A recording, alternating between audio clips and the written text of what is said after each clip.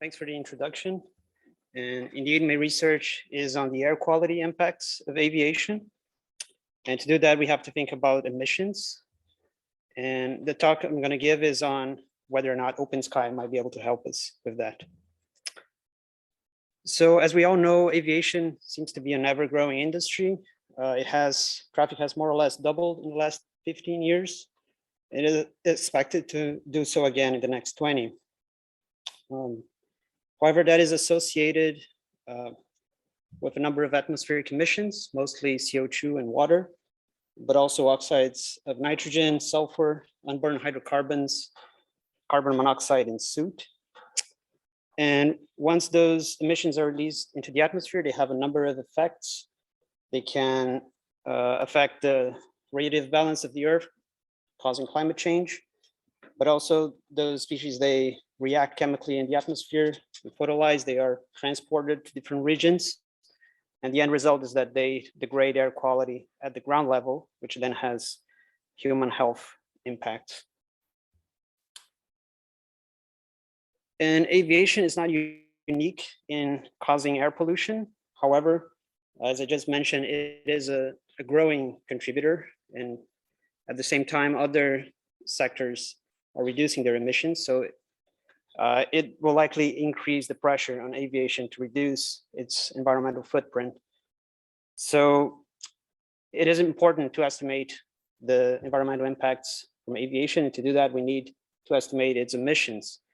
And here I put a bucket list of the properties that we would like or that we would need in order to do this estimate. First of all, it has to have global coverage because we all share the same atmosphere, and these impacts can be very long range or even global range.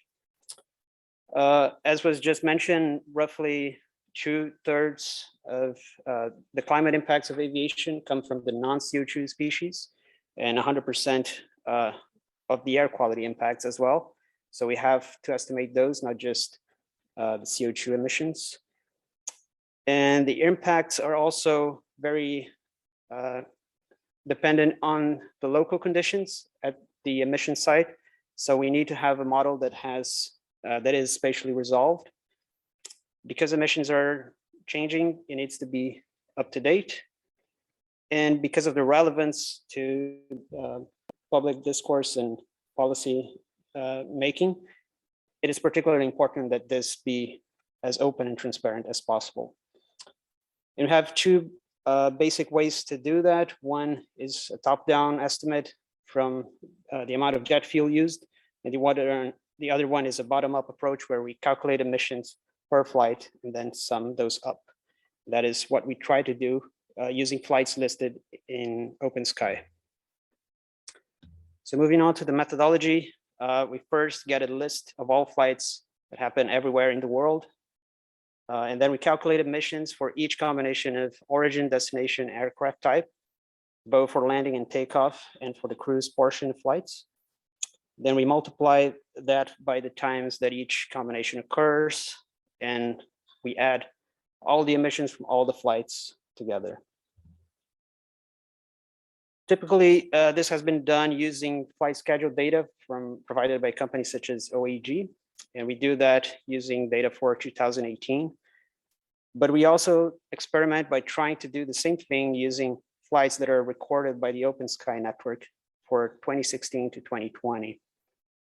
And the idea is to compare those two.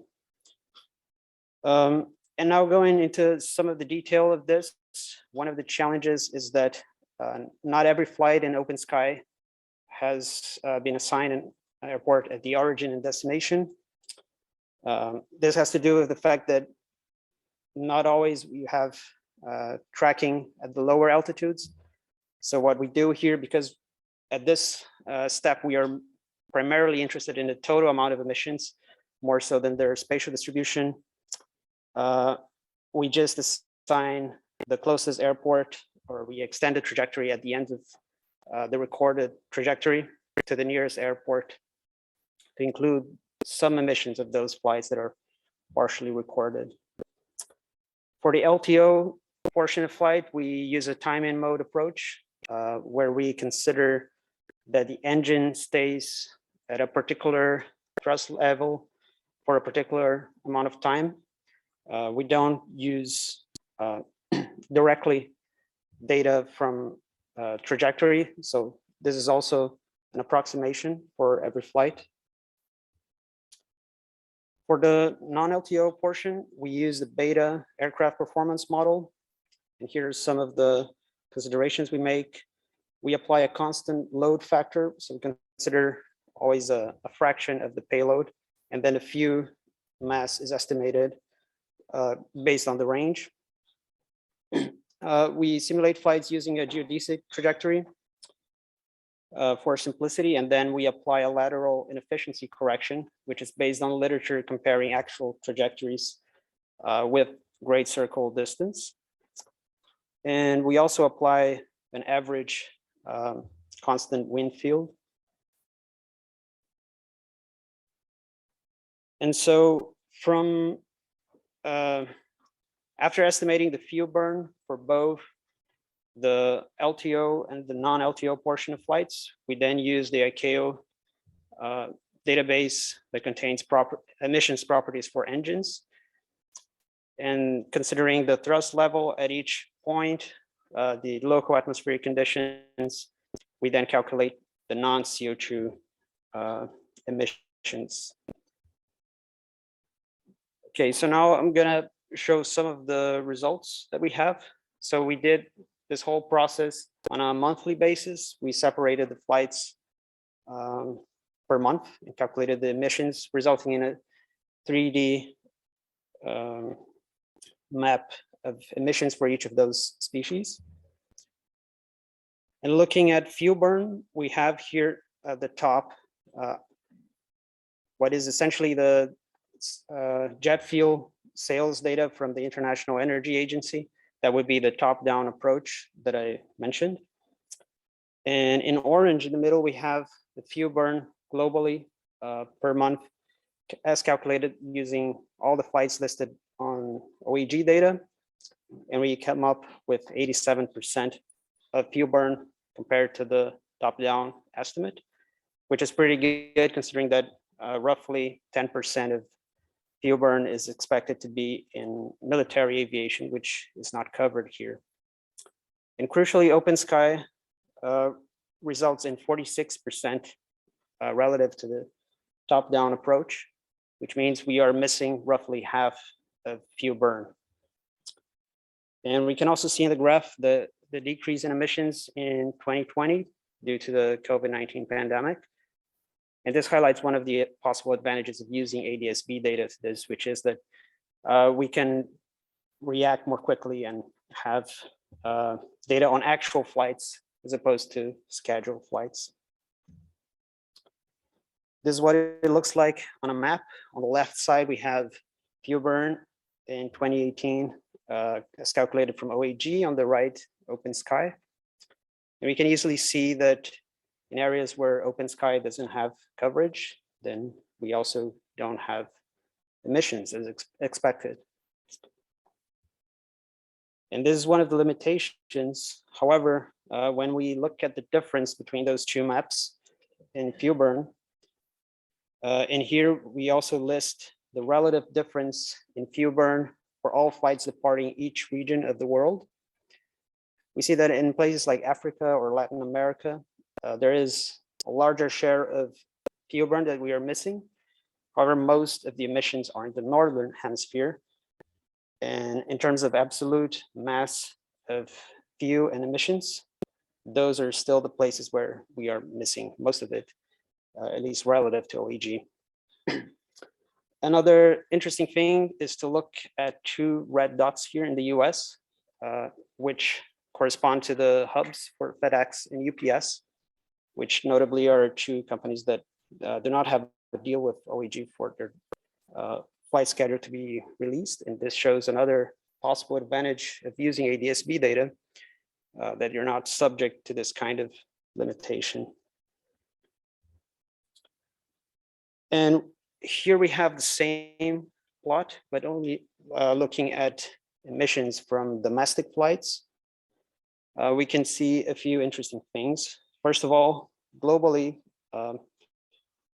if we go back, we see that we have 47% fewer fuel burn as calculated using OpenSky relative to OAG. But for only domestic flights, that number is 58, which means that we're missing proportionally more emissions there. This corresponds to the fact that shorter flights are less likely to be captured by OAG or OpenSky, sorry. And I also note here 2 areas where we see a lot of fuel burn being missed. One is mainland China, where OpenSky doesn't have very good coverage. And also, even where we do have good coverage in the US and Europe or North America and Europe, there's still a good percentage of difference there. One of the reasons for that is the fact that we need not just origin and destination to do our estimate, but also we need to figure out the aircraft type because obviously a 747 is going to have very different emission profile than a Cessna aircraft. And we can see here that as coverage has increased in the OpenSky network, identifying or correlating an ICAO 24-bit address to an aircraft type is becoming increasingly the limiting factor here. And we also can see when we separate the fuel burn per aircraft type or class of aircraft types, we see that the ratio between fuel burn globally between OpenSky and OAG is quite different. In general, we have less emissions in OpenSky from smaller and shorter distance aircraft. Also worth mentioning is the fact that OAG doesn't cover business jet flights, which is something that we can do with ADS-B. And it is a little bit over 1% of fuel burn in our OpenSky estimates that come from business jets. So that's interesting as well.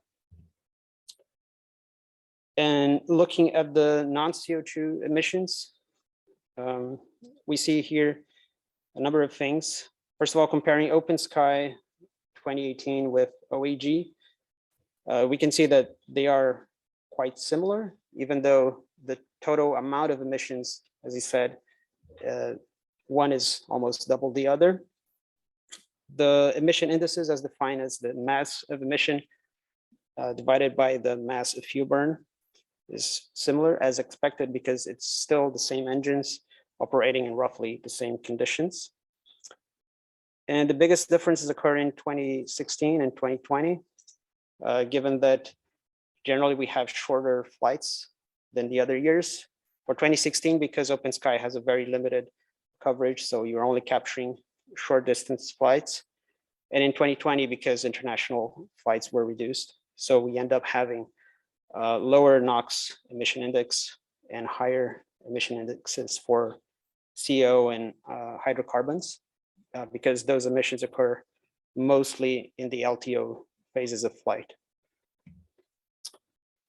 And also compared to previous research, these values are very similar. One notable difference here is the non-volatile particulate matter, both in terms of mass emission, in terms of number emission. This comes from the fact that within the last year, ICAO released some new data on certification emissions for NVPM, as was alluded in the previous 2 presentations here. So that highlights the fact that we are still dependent on those data to get to these final numbers here. And I'll already go to the conclusions here. So the first one would be that OpenSky is viable, as in this methodology is easy to do. We can just plug in a list of flights and we end up with the emissions inventory ready to be used as an input to atmospheric models that would then calculate those air quality and climate impacts that you can then use into an economic model to evaluate those impacts in economical terms, as Junzi mentioned. But to do that globally, OpenSky is still not quite there yet. Part of it has to do with lack of coverage in some regions, but also interestingly, some of the limitations there comes from the fact that we can't tell which aircraft type it is. So even though we see that an aircraft is flying in a particular place, we don't know which aircraft it is, and then we can't calculate emissions. However, there are several advantages to using ADS-B data as opposed to flight schedule data. And we can, even though this is not perfect, we can see already some of those advantages showing. One is the timeliness of these estimates. As I said, it goes through a pipeline where the results from emission estimations go into atmospheric models that would then give you the atmospheric impacts, both in terms of air quality and climate. And then you can estimate the human health impacts and societal costs. So it is important to be able to update these emissions as aviation grows. And finally, there's also the advantage of added transparency and openness, and the possibility of using actual trajectories, which would then perhaps improve the estimates that we make. And that's it. I'll gladly answer your questions if you have any. Thank you.